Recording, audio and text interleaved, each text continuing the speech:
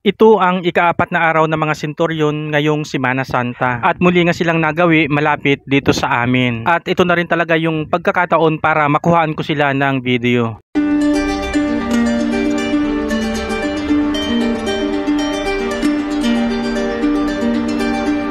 Ito nga, isa na naman silang nagdadatingan. At sobra naman talaga akong natuwa sa hatid na good vibes ng isang ito. Nakakatuwa naman talaga siya. Talagang kapag ganitong katulad niya ang makikita mo, ay sobra kang matutuwa, lalong-lalo na ang mga bata. Kung katulad naman talaga niya ang iyong makikita at makakaharap, ay masisiyahan ka sa hatid niyang good vibes. Napakagaling, napakasaya. At habang sumasayaw nga siya, ay paparating na rin ang iba.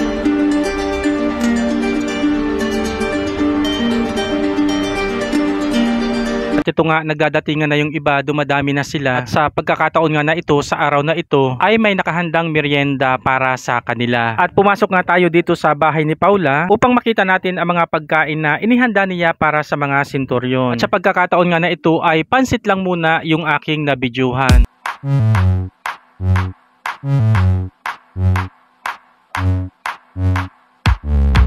Talaga namang napakaganda ng lugar na ito kung saan ay magtitipon-tipon ang mga senturyon upang magmerienda. Dito sa likod ng bahay ni Paula sa may tabing dagat. Napakagandang lugar, napaka-presko. At ito nga, nagdadatingan na sila upang magmerienda. At tiyak naman talagang sa mga tulad nilang bilad sa araw ay mga pagod, nagugutom at nauuhaw. Kaya naman, deserve nila na sila ay mapagsilbihan sa pagkakataon na ito. Ito nga yung ikaapat na araw ng mga senturyon at talagang bukas ay kaabang-abang ang paghuli sa gaganap bilang Kristo.